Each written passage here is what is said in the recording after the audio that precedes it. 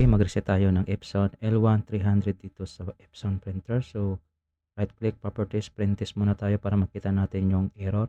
So, yan po, end of service life. Tsaka, i-open na natin yung Epson resetter natin para sa L1 300. Yan po. So, kung meron kayong question para sa resetter natin, please comment down below para maibigay ko sa inyo, para ma-avail nyo. Yan, ilagay na natin yung password.